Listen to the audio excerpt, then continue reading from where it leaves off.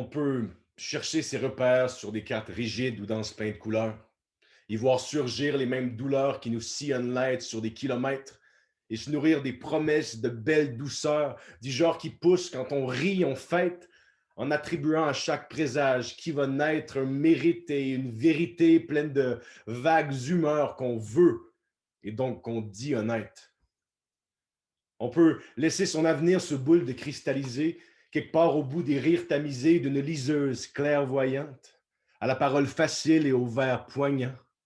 On peut l'écouter remplir des propos éthérés de tous ses ragots préférés, lesquels sèment croyance et foi chaque fois qu'on veut troquer le morose pour du rose dans sa blême malchance.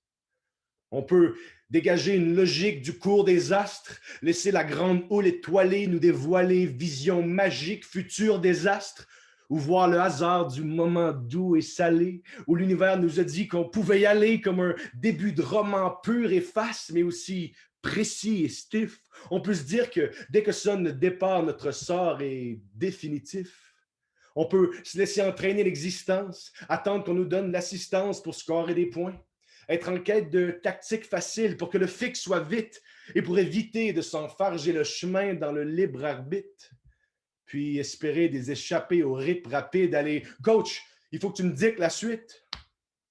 On peut essayer d'attiser sa rédemption dans les lampions, ou alors sanctifier des paroles canoniques, voir le plaisir comme diabolique et faire une croix dessus, s'éloigner des flammes grâce à une foi crue, s'accrocher à l'encre des grands récits pour raconter le sien, se servir d'une confiance précise comme une façon d'être bien. Oui, on peut faire le tour de la cale à la recherche d'un gouvernail, se cultiver comme 12 Versailles pour qu'enfin le doute s'écaille. Je sais, on peut pelleter nos destins dans une cour opaque, atteindre Andromède entre nos murs d'appart, trouver des repères sincèrement salutaires dans un tour de cartes. C'est vrai qu'on peut s'en remettre à une force extérieure, hors de soi, patcher ses angoisses avec des tonnes de soie.